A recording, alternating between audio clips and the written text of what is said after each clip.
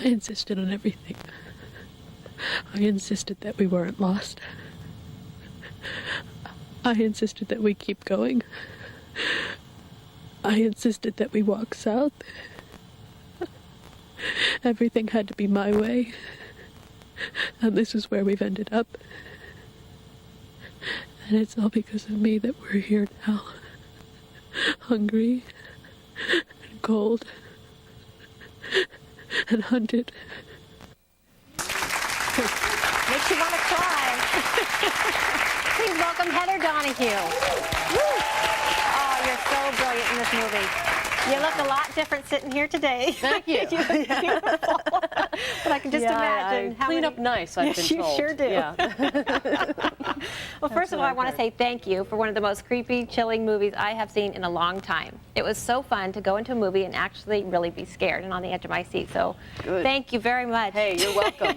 I just hope more and more people continue to go and see it and check it out and enjoy it. Have no doubts. You must be in a big whirlwind right now.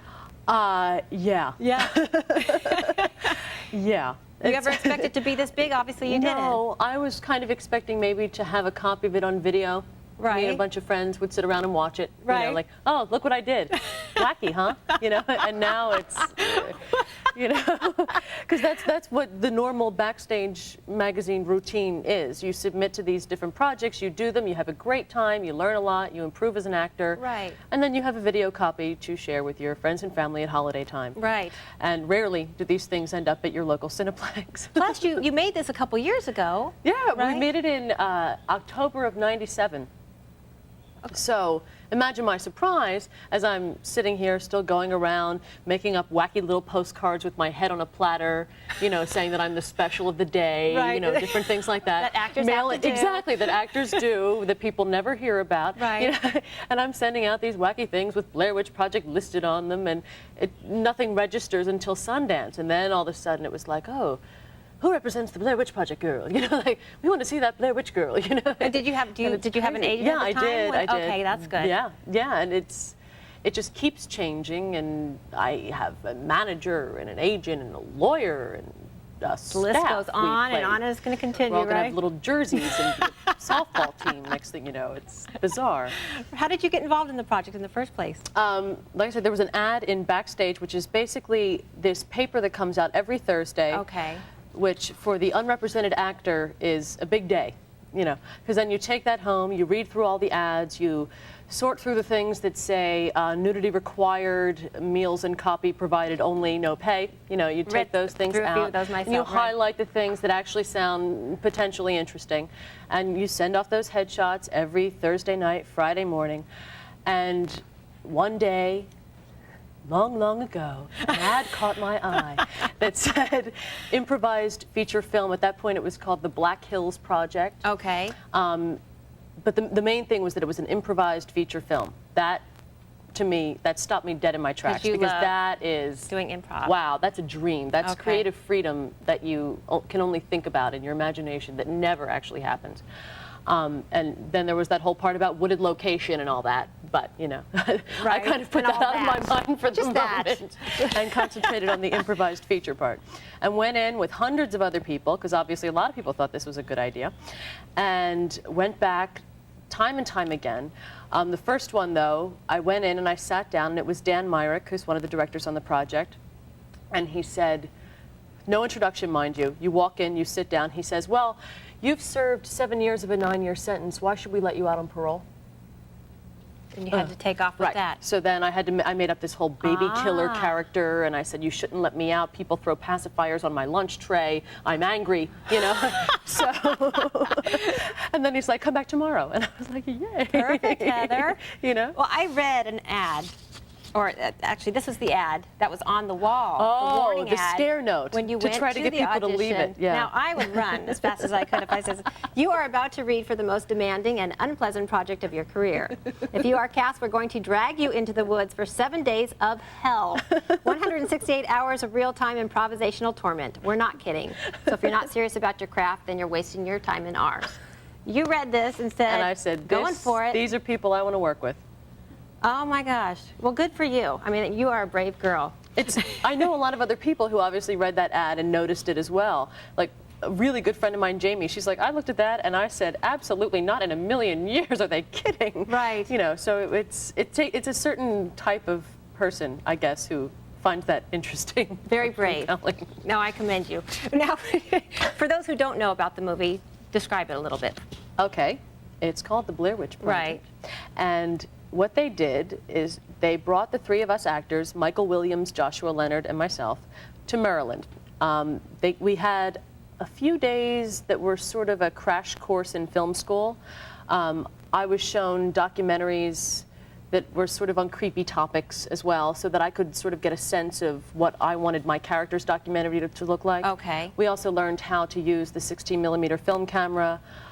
Mike learned how to run the DAT recorder, and after a couple of days of that, we were sent out to start making this documentary about the Blair Witch. And it was supposed to be, you know, 3 days of footage, but then things happened and we're never heard from again. Right. Okay.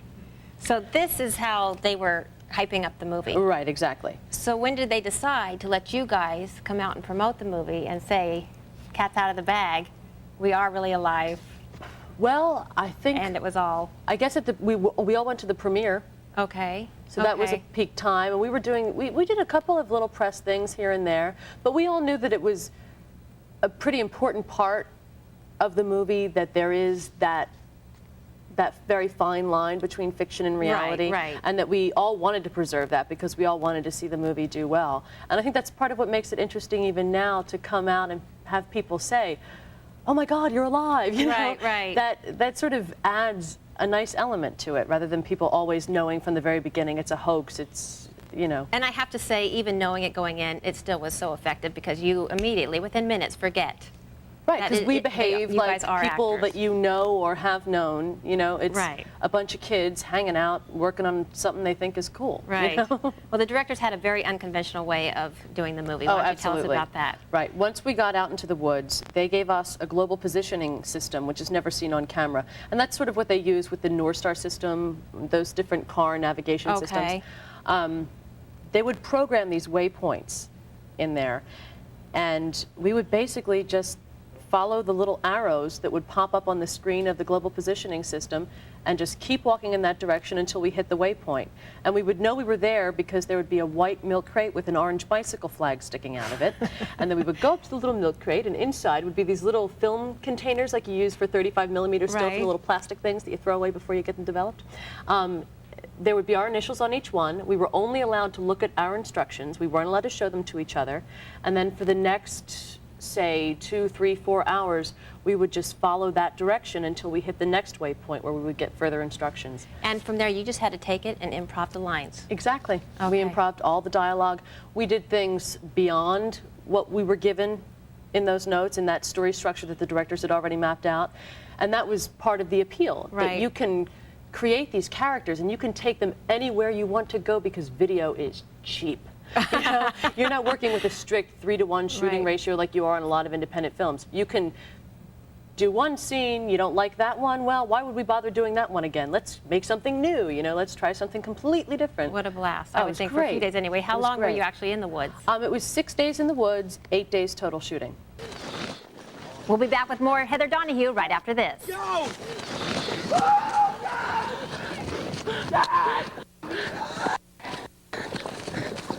Hurry up! I'm coming. My boots aren't laced. What the fuck is that?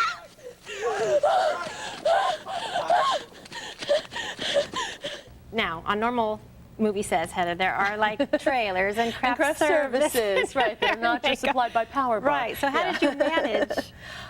It was, we knew what it was. And that's why they had that sign at the audition. If you were not into this, you did not have to go. This was not going to be a vanity picture by any stretch of the imagination. This was not going to be...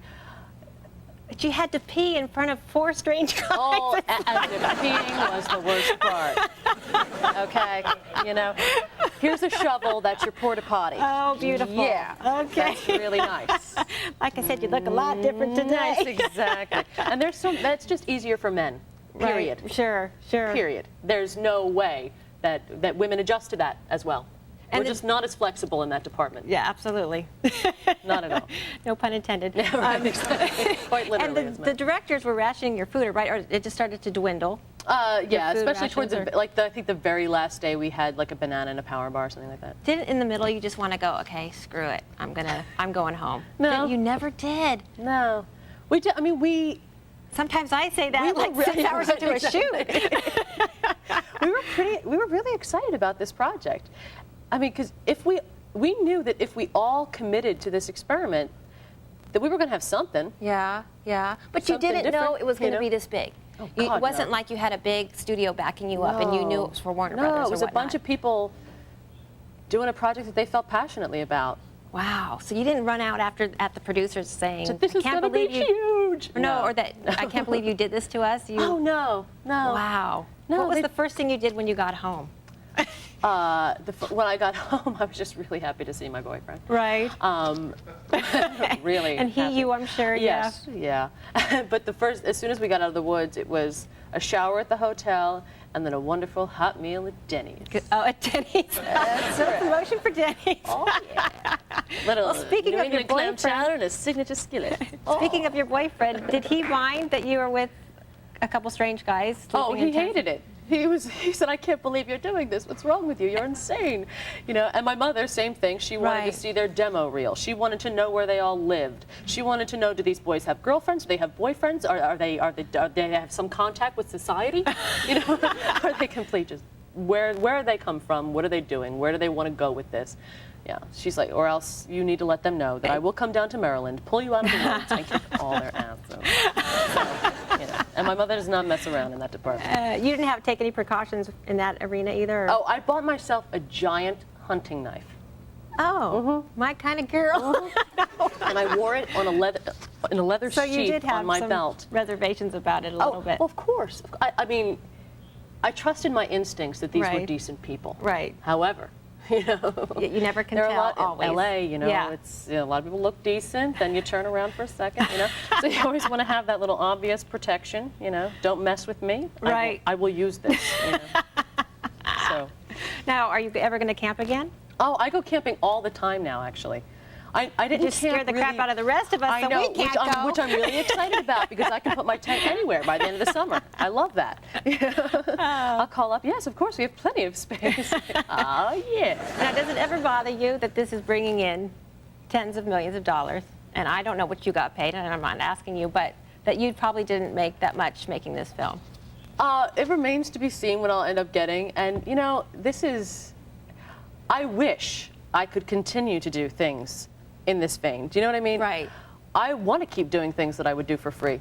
You know, I don't want to do things just because they're paying me a bucket of money. Not that I have a problem collecting a bucket of money. Right. All I'm saying is has never really been my driving force, and I would hate for that to start now. You just really love your craft, don't you? I really do. That's great. I really do. You know what? But I think I remember you. Oh, no. I think I remember you from the psychic No. hotline commercial. Okay, I was moving to New York, and I desperately needed the cash. I don't blame you for all those kind of things. Yeah, right. Do you remember your line? We don't have the clip, but There were a few lines that I shot. I don't know exactly what made it into the final commercials, and yes, there are more than one. Yeah, I believe one was me and a giant Great Dane looking into each other's eyes saying, 10 minutes free, we're totally stoked. I totally remember. And when the director said to me, okay, we want you to go, okay, 10 minutes free, we're totally stoked. I mean, I was temporarily stunned, slightly paralyzed, and like me, I'm telling the dog this. Right. Me and the dog are both stoked about the 10 minutes free. The dog also is interested in receiving some psychic advice. That's my objective here? Am I clear? And he's like, yes, yeah, sure, whatever, yeah, whatever. 10 minutes free, we're totally stoked. All right, go. You know? So you could say you've paid your dues, Heather. Oh, in more ways than one. You know. Absolutely. Are you working on any projects currently that we can look forward to seeing you in? A couple things coming up. I have one very cool little indie film called Under the Hammock, where I would get to play a hooker with a heart of steel if anybody ever solidifies our financing, which would be fun. I'm sure you Everybody's could. got to get their good hooker role in there somewhere. Right. You know? Well, enjoy it. Heather, thanks so much for talking with us. You're just a brilliant actress, so congratulations. Thanks to Heather, and stick around. We'll have more later right after this.